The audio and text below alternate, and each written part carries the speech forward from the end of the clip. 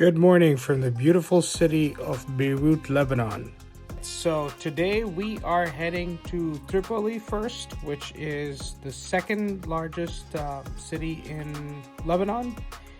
It is the largest city in northern Lebanon. It's about 80-ish miles from Beirut. So I just started from my hotel at 9 o'clock in the morning. Should be in Batun in about an hour. That's where we're picking up Mira, and another 40 minutes or so we should go to Tripoli. When Lebanon appears in the news, it's almost always Beirut. Protests, politics, crisis. But countries don't just exist in their capitals. And sometimes, the clearest understanding of a place comes when you leave the center and head north, where life continues quietly, without cameras waiting for something to break. In the United States, Lebanon is often described as fragile, a country always on the edge. But that framing misses something essential. Fragile things don't survive centuries of invasion, occupations, civil war, and economic collapse. Fragile things don't adapt. What I've seen here is not fragility, it's endurance. And nowhere is that more visible than outside Beirut. Tripoli is often misunderstood, even within Lebanon. It's sometimes spoken about cautiously, framed through isolated incidents rather than daily reality. But Tripoli is one of the richest historic cities in the country. Mamluk architecture, ancient souks, layers of history embedded into ordinary streets. This isn't a place trying to impress anyone. It's a place that knows who it is. Was the leader of one of the first crusades to the region. Okay. And when he was traveling with the mission towards Jerusalem, they decided to, of course, create the kingdom of Jerusalem.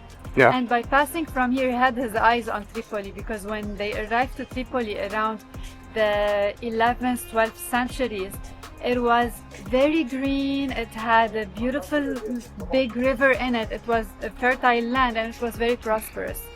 So eventually, he laid his eyes on the city, and once they arrived to Jerusalem, created the kingdom of Jerusalem, he decided that he wants to acquire the city of Tripoli for himself and to create kind of like a county in Tripoli. So when they came back, we'll talk more inside. When they came back to here, he decided to lay siege over the city. When the Crusades arrived, the Arabs were already settling here. They already settled in this region. And there was a big, important city during the Arab period here in Tripoli. So he came to this very strategic place. It's a hill. It's the highest hill in the region. Now when we go up to the castle, to the top of the tower, you will see that we have a 360 degree over the whole region, especially over the river. Okay. That we're gonna talk about it also later. So the river goes all the way to the Mediterranean, which was very strategic as well as a passageway. What's the name of the river? It has two names. Okay. The first name would be Qadisha River, because it sources in the Qadisha region and goes through Qadisha Valley, and once it arrives to Tripoli, it becomes called Abu Ali River. And Abu Ali is the name of one of the governors of Tripoli during the Ottoman period. Okay. So it took its name.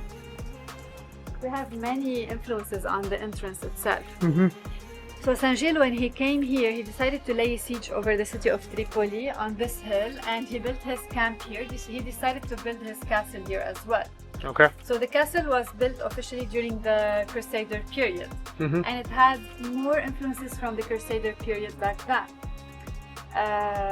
But of course, since we had other civilizations coming and influencing this region, the castle was occupied again by the Mamluks and then later the Ottomans. So we have different influences from different periods of time, especially the black and white alteration here, which is very Mamluki in architecture. The Arabic inscription that we see at the entrance used to be the official language of the Ottoman Empire, so we can see an Ottoman Empire. The word Mamluk is an Arabic word, which means owned. They were slaves in Egypt. They were smart enough to get in the government. They were very powerful. They started becoming the governors and they conquered the whole world in the name. So were they originally though from Africa or somewhere else, or no? They were originally Turks. Turks, okay. And then, so they were Turks, slaves out of Turkish origins in Egypt. They got in the government and they started conquering the whole world in the name of the Mamluki dynasty. Okay. So later on, when we visit the old city of Tripoli, you will discover the second city in the world that has the largest number of Mamluki monuments, which is Tripoli. Of course, the first would be Cairo.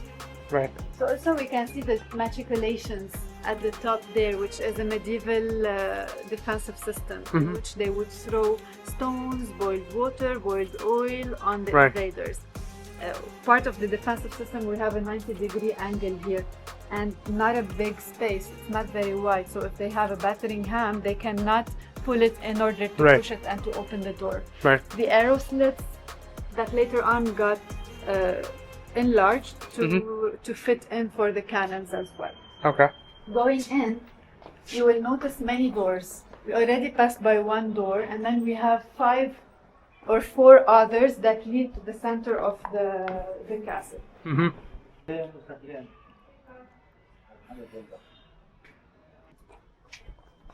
So while going in, the castle was reused many times, as I mentioned. So we have inscriptions from the Mamluki period as well as the Ottoman.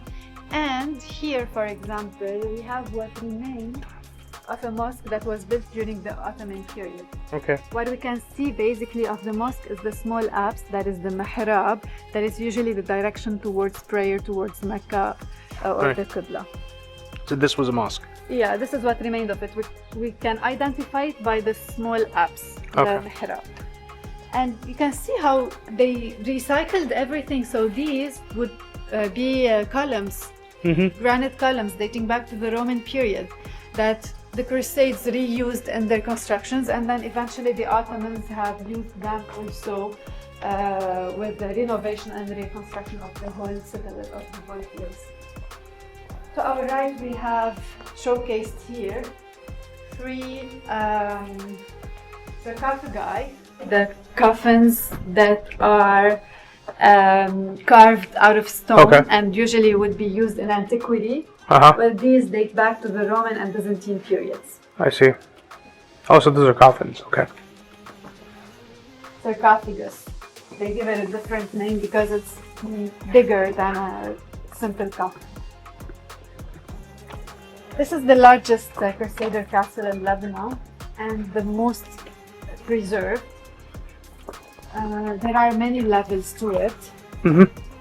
We're not going to have the time to circulate all around it, so we're going to start by going up to one tower, and then on the way back we get to take a peek of the small openings there so you can see the other side of the city as well. So of course a castle, while they built it, it's supposed to be a place that has all the conveniences that they needed in case they got sieged. Right. So the different levels have different purposed rooms. Starting from here, so this used to be the stables, and of course the ground level was not as high as this.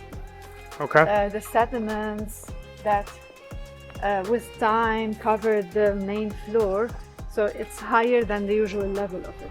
And then how do we know that it's the stable?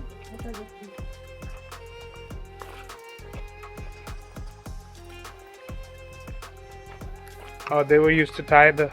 Yes. So they used to tie the horses here. They already have a place if they want to drink and eat. And the ground level was definitely much lower than it is nowadays. Right. During the Crusader period there was a church. During the Ottoman period there was a mosque. And these solar panels are from then as well? Definitely. They were this developed.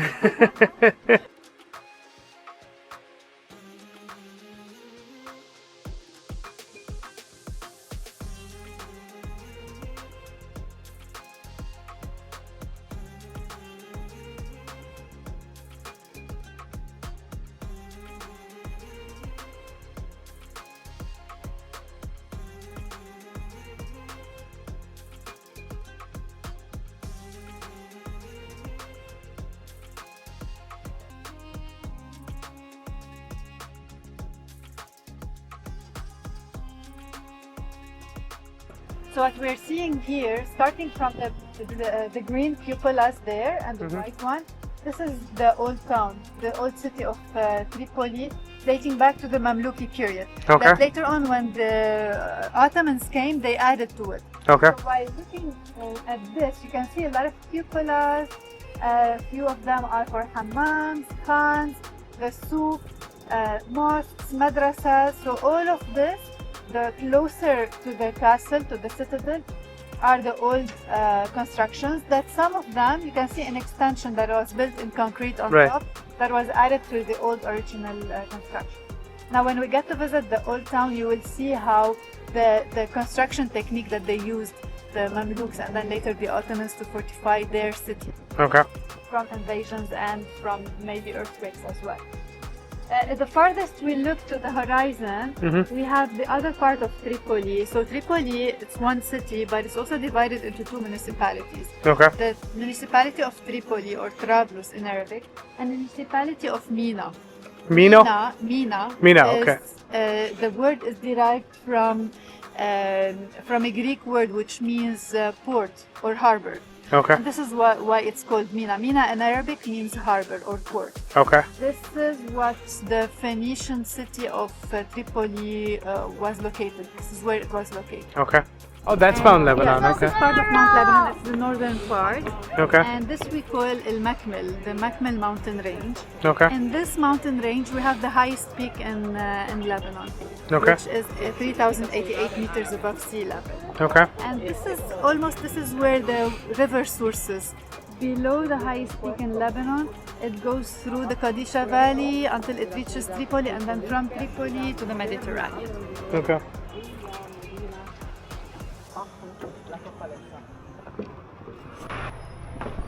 So we're going into the old city now? Yes.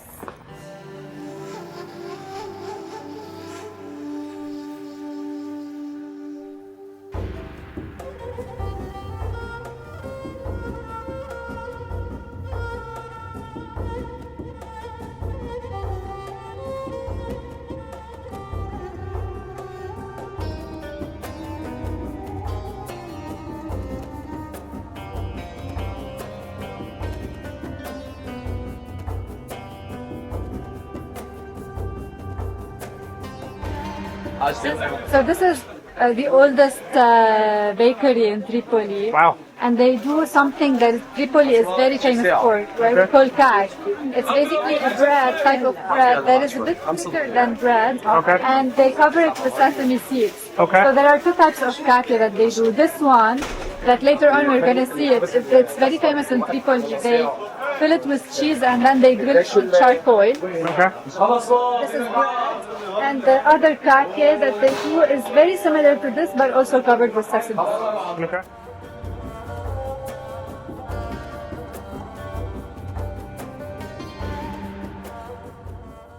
From here we start distinguishing the beautiful architecture Okay. of the Mamluki period.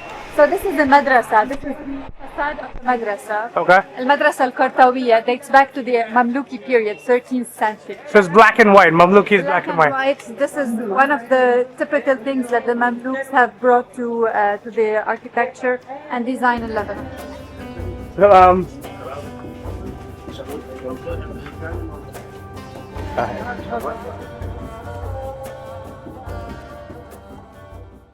Okay, so where we are now is the entrance of the oldest mosque of Tripoli. It's called the Great Al-Mansouri Mosque. It was named after the Sultan, the Mamluki Sultan that conquered the city of Tripoli, Qalawun. Okay. That he was given the title Mansour because he was victorious. He gained the city of Tripoli from the Crusades. Okay. And then his sons, his two sons, were the ones who took over the construction of this mosque, and they dedicated it for their father. Okay. But before we talk about the mosque and we enter there, I wanted to look also at the surroundings. Yeah. Surrounding this mosque, we have around 7 madrasas. Like the Okay. madrasa that we saw. Yeah. There is one here, so you can see the decoration is almost the same. Right. With the polychromic marble designs, the stalactites, the honeycombs, the black and white, the zigzags, all these details Yeah. that the Arabs use. That one There's too, right? another madrasa here that the entrance now is from the interior court of the mosque. This one used to be a madrasa as well, and there's another madrasa there. Ah, yeah. But it was a place in which they taught all subjects.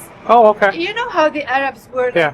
big Yeah. thinkers and big explorers? Yeah. They had, I wouldn't say invented, but they were the ones who started with the algebra, the mathematics, the astronomy, chemistry, Yeah. all kinds of subjects. So they used to teach them Yeah. all in madrasas. Nowadays, these It's madrasas just really okay. are mostly used for Religious school, yes, for the education of the Quran, but also for as prayer halls. Okay. That doesn't look like a hijab. That looks like a hazmat suit. Like a what? You know what a hazmat suit is? Like when you go to hazardous materials. So when you go into like a, nuclear testing lab, they make you wear these suits. Well, it's not a hijab; it's a cover-up. Okay. Because as women, they're not allowed to go into the mosque without covering the head. Head. Okay. So, and then also because I'm wearing pants, so at Oh, least okay. I should be covered all the way to here. Oh, okay. So I bet you've visited many mosques before, so you know the characteristics Yes. of a mosque. Yeah. When you come in, you can see them, you can distinguish them. Yeah. I'm going to also indicate on them. So from where we're standing, first of all, we can see the minaret that is somehow unique. It's different than the minarets that you would see around other mosques, because this used to be the bell tower of a church. Oh, That was yeah, that's why, located here during the Crusader period. That also was dedicated for the Lady of the Tower. So this Okay. used to be the bell tower. That later on, when the Mamluks arrived, in their inscriptions, they mentioned that the church was already in ruins, destroyed, and then they had to use a few of its elements in order to complete their mosque. So they reused the Bell bell tower. tower into a minaret, and the entrance as well. Now on the way out, I would also make sure to look at it. This was the entrance of the church that was located here during the Crusader period.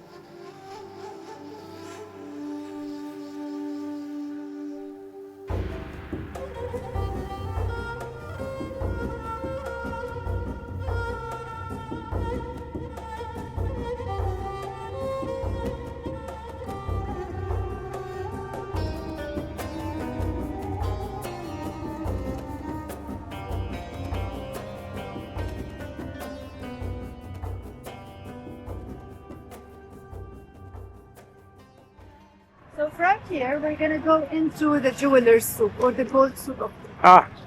And the gold is still part of our tradition. I will show you something soon. Welcome to Lebanon.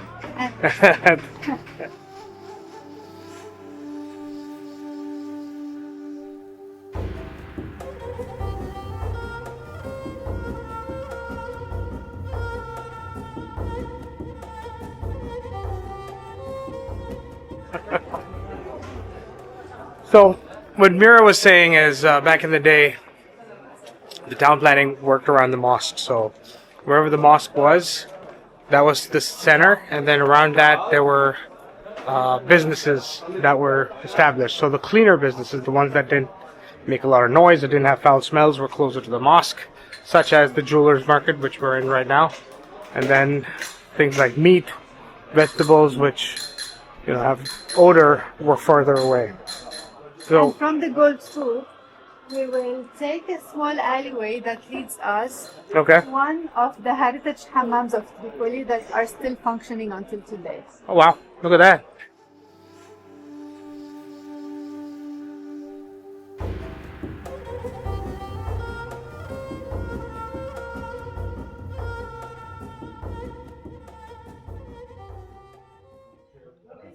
Hello, Saba. Hi. This is a live functioning hammam. Before we go in and explore it. Sure. Are we actually going in? Yeah? Okay. So I feel like I'm interviewed. Now he's gonna do the wrapping thing. Okay. Yeah, he's gonna wrap you up like they usually wrap people up. So the hammam has the same concept of a Roman thermal bath. Okay. They got inspired by what the Romans had done, and they had upgraded it in a way to fit up with their community also. Okay. So a hammam was a place of social encounter. This is where the people would come in to meet up, to talk about different subjects, to, oh, it looks good on you, look like a sultan from the Ottoman period. Let me take a photo of you. So from here, we will go in to discover the rest of this hammam. So do I keep this on? No, you can't. Mercy. Oh. They wrap them up like this, and they throw them to dry out before cleaning them. Okay. So this is how they know that these towels are used. Oh, okay. And then once they clean them, they put them outside so they can dry out. I don't know. You need more practice. Well, I can't see the line, but okay. This is the tepidarium. Okay. Not yet the steam room. But then here, because back then there was no electricity, so they had a technique in order to get the lights in. So they would fill it with cupolas, and the cupolas would be perforated. They had these small openings. They would be covered with glass so they could preserve the heat, but also get the lights inside the room. Is this clay or is it sandstone? The walls? Sandstone. Sandstone. Yeah, so let me show you. These cupolas would have different designs in them as well. Like here, for example, you can see a star in the center, and then the surrounding are colored in yellow and blue. So it would give a nice ambience inside the room as well. And it's all natural. Going in from here to the steam room to the kaldan. Very steam. In most of the hammams, they would have a raised platform in the center, in which this would also be steam. So all of this is marble, and marble helps into transmitting the heat. So this would be steamed, and this would be the beginning of the hammam process. Okay. Have you tried? Did you tell me if you tried? I have, yeah. So you know how the process happens. They sit here you lay here for 10 to 15 minutes in order to have the skin to become open up, to open up the pores. And they brush you. And then from here, you come into here, they would have someone who will scrub you and give you the actual bath. So two faucets, one of them is for cold water, the other is for hot water. This hammam is one of the beautifully decorated ones. You can see the mosaics around it. Other than the perforated cupola with its design, the mosaics depict different subjects. So here we can see the subject of a hammam, a person who is giving the bath to another person. Yeah. But on the other side, we have this that is related to the Phoenician, Greek, and Roman mythology. Right. The princess, the Phoenician princess that is called Europa, and from Europa, the continent of Europe was named Europe. Yeah. So this is part of the legend in which Europa was abducted by Zeus, and then he ran all the way towards Crete. This is when he revealed himself, and she became. And the people in like the attendants, are they gender specific? Like women have women? Is that how it is? Of course. Yeah. So basically, this hammam functions only for men, except if there was a private event, it would be reserved for women, for a specific day of the week. So they would close it, and even visitors are not allowed. Okay. But when it's open for men, visitors are allowed, because the privacy towards women is more conservative than towards men. It's usually a square or rectangle that is centered by a fountain. The fountain would serve for many things, many reasons. One of them would be to freshen up the air, so it would have water in it, freshen up the air around us, but also it could play a part in muffling the voices around the souk. So if we're discussing the prices of the soap here, the other place they cannot hear what we're talking about. So this used to be, all the ground floor used to be places that sold soap. Nowadays only 2 of them are still remaining.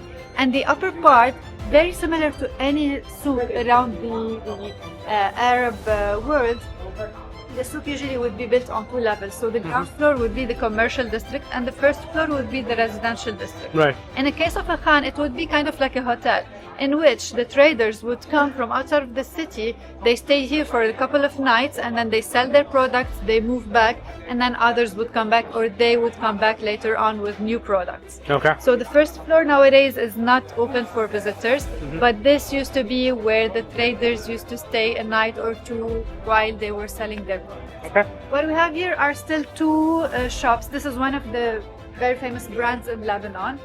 It's called Khan al-Sabun, and they produce nowadays not only the traditional Lebanese olive oil soap, but they have some add-ons and extras that they add to the soap.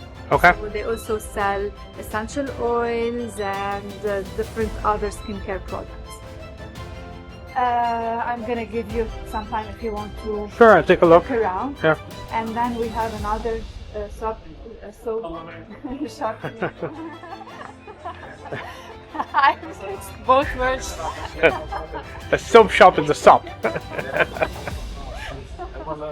So you can see also how they try wow. to recreate things from soap. This would be decorative item, but also would have a nice smell in the room. Do they The manufacture closet. here? Yeah, not in the Khan, but most of the manufacturers of soap in Tripoli are located outside of this, the old town. Okay. But very close by. It's usually vegetable ghee, vegetarian, and they add to it onions, chickpeas, and spices. And what they are famous for in Tripoli that they wrap it up in pita bread. Now this they are offering it in a platter. So sometimes they do offer it in a plate. Sometimes they wrap it up with pita, so they eat it in a sandwich, and they add to it pickles. In other parts of Lebanon, they cook it the same, but they add to it chicken or meat. Yeah, I was gonna say this would be great with meat. Yes. The spices shops that sell spices, herbs, and grains. And the Tripolitan kaki that I was telling you about. The one that they fill it up with cheese and grill it on charcoal. This is something very typical to Tripolians.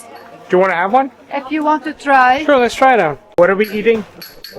kaki, Tripolitan kaki, Kake? the Tripolitan way. Okay. So it's a type of bread that is covered with sesame seeds. They open it, they fill it with cheese, and then they grill it on charcoal. Okay. This is the way they do it in Tripoli.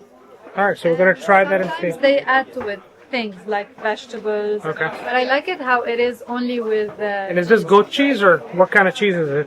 Well, basically, it's the cow's milk. Cow's It's milk, not okay. the goat cheese, no. So this is local cheese. Okay. This we call akewe, local white cheese. Okay. And this we call mshallash. Shalashi. So, halwa. Alright, so this is kake. Let's see what it looks like. So hot. Be careful not to burn your tongue.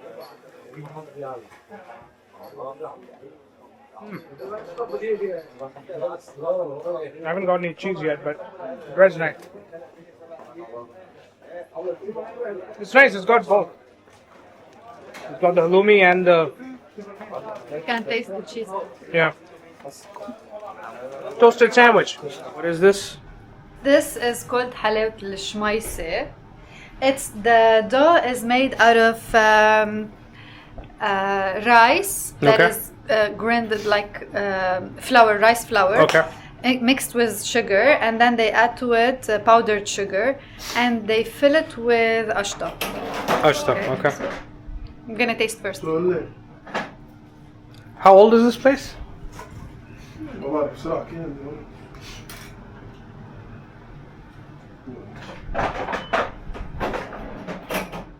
قد ايه لكم هون بالسوق؟ وهون صار لنا 150 150 years. Wow. So his grandfather or great grandfather started it? جدوا لجدي Yeah. So when did he get involved in, how did he learn all this? شو هو؟ هاي متى بلشت انت؟ انا صار لي 12 سنه Around 12 years. Wow. بس Great. انت قد ايه عمرك هلا؟ منك انا 21 Okay, Zaktur Mbayan. So he's 21 years old. Oh wow. And he's Okay. been doing this since 12 years ago. So he, of course, learned it from his father. From his father. And then he took over the business. Very nice. Thank you. Merci. Yeah. This is the traditional Lebanese coffee cup.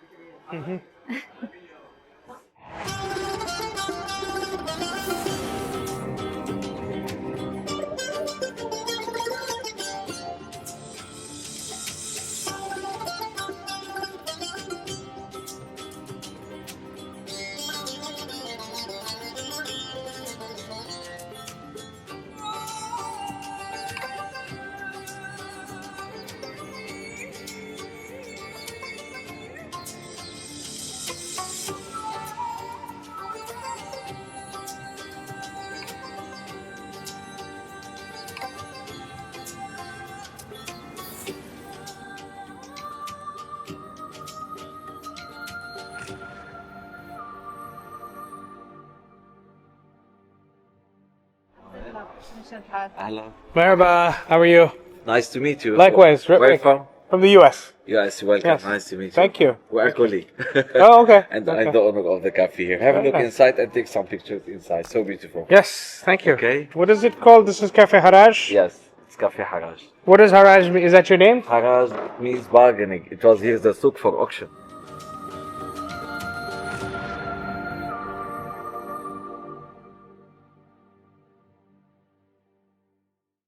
My name is Samer. Samer? Hi, Samer Abdel Hai. Okay. I am official tour guide and I'm owner of this cafe. Okay. So, Samar, how long has this cafe been here? 100 years old. 100 years More old? than 100, the cafe. From Okay. my grandfather, my father, and the heritage for me. Okay. So the cafe is located in Souk Haraj, the most important monument historic in Tripoli, and this is the only souk covered outside by vault. There's not only two big columns in the middle, we have the 12 around, pharaonic import from Egypt, exactly from Aswan. Okay. Because before it was a change, you know, between Phoenician and pharaonic, between the wood of cedars from Lebanon, and they brought the columns of granite from Egypt, from Aswan exactly.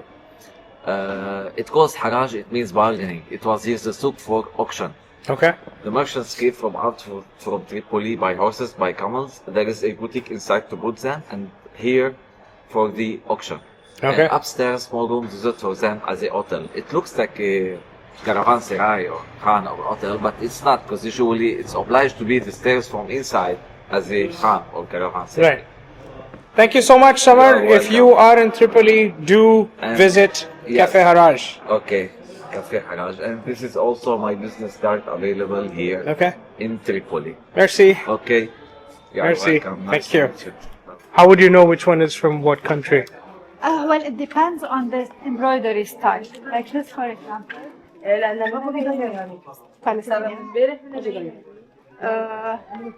Palestinian. This is definitely Syrian. This is Palestinian? Yeah. This one, yes, it's Palestinian. Yeah. But the embroidery on this, for example, is very Palestinian. Hi. This one is Egyptian, for example. You can see the different styles. Even the styles that the man would wear, Okay. it would be different. Like this could be Syrian and Lebanese at the same time with the shirwel.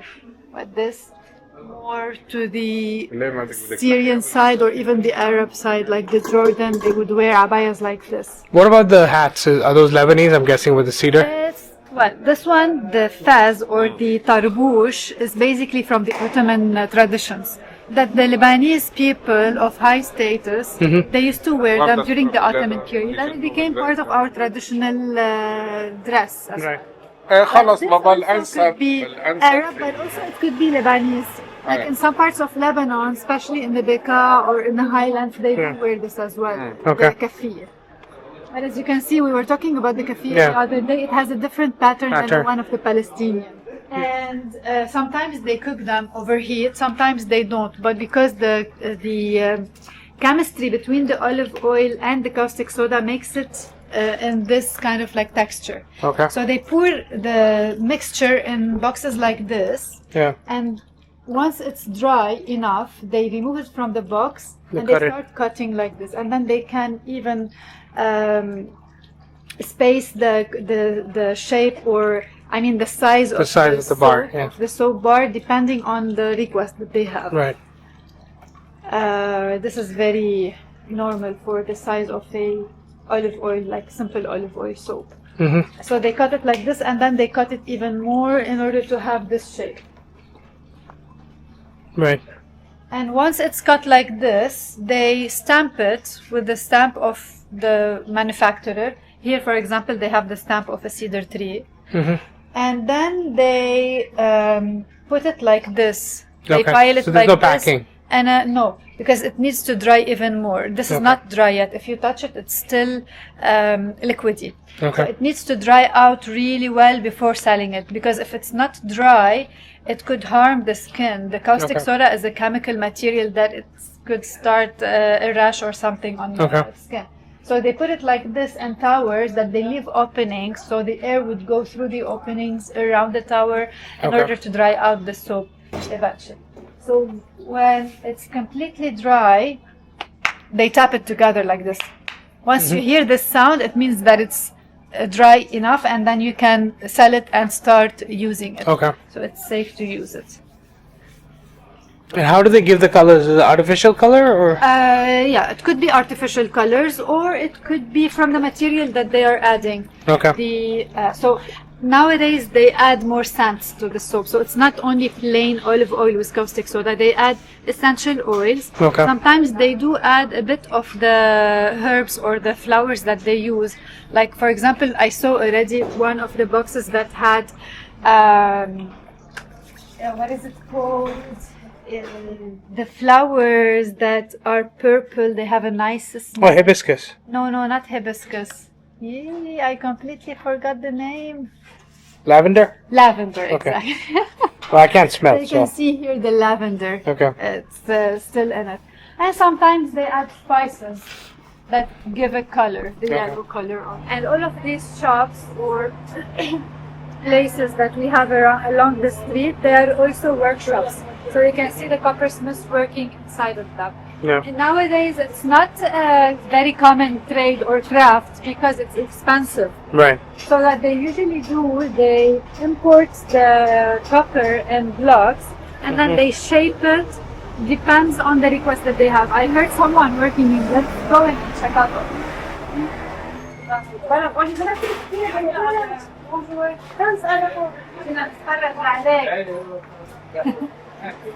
So you can see the shop has a different view, and then once you go into the workshop, it's chaotic. What they do is sometimes they shape the stuff and then they carve on them, and it's all done manually. As you can see here, now he's working on these trays. He stopped now, but then he will. You can check out how he's doing it. So you can see they do also designs to them manually. One of the things that we have, and then they have a specific sound. Yeah. So they have the rhythm that they play.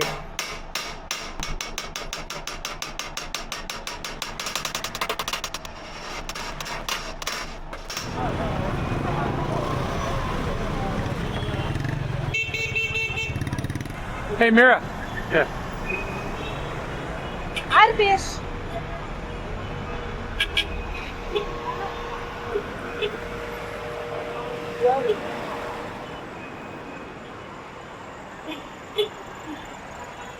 Crossing the streets like a local. Thank you. Need to check if my insurance is updated. But you guys from here? No. No, where are you from? Oh, Beirut. Well, that's here. Yeah. Oh, he's asking. You're from Lebanon, yes. Ah, yes. I'm from the U.S. You're gonna go onto the curb. New Jersey? Ah, okay. Yeah. It's New York. She's lived in New York? Yeah. She's driving like a New Yorker. Have you been to the U.S.? Yeah. to see my sister. Oh, she's your sister. Yeah, she's my sister. So do you mind? What is your name? Rita. Rita. Yeah. What do you do in Beirut? I live in France. Oh, you live in France. Yeah, in Oh, okay. Paris. What do you do there? I'm an interior architect. Wow. Okay. Yeah. And Rita, and that's your sister. Yeah. Hi. Hi. What is your name? Kalin. Khalil. Very Okay. French. Okay. Well, welcome to Beirut. Well, welcome to Tripoli. Welcome to Beirut. Like, your first time visiting Lebanon? First time in Lebanon. Yes. Yeah. How'd you like it so far? It's been awesome. I got Miraculous Mira with me. She's been taking me around. So it's been great. Yeah. So you're covering Tripoli now? Yes. I'm coming. That's all. Yeah. Yeah. So I'm going to Syria the day after. So Okay. that's going to be fun. Good. You have someone there? I have. Yeah. It's actually a group of 14 Americans that are going there. So it's going to be a large group. Well, nice meeting you. Enjoy. From far away, places like this are easy to overlook. They don't produce dramatic headlines, but they hold something more enduring: continuity. In America, we're often taught to see instability as absence of order. Here, stability looks different. It looks like adaptability, like community filling the gaps institutions leave behind. Northern Lebanon doesn't announce its resilience. It doesn't ask to be reframed or rebranded. It simply exists, doing what it's always done. Raising families, preserving traditions, holding on to dignity even when resources are thin. Strength doesn't always roar. Sometimes it whispers.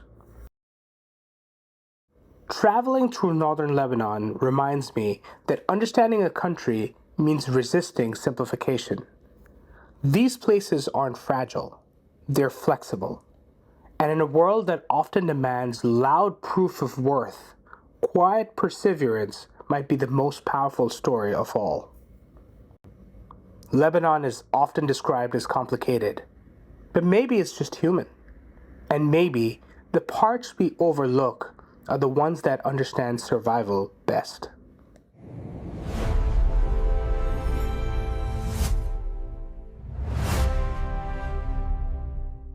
If you like the content on this channel, please don't forget to like, share, and subscribe. It really helps us out.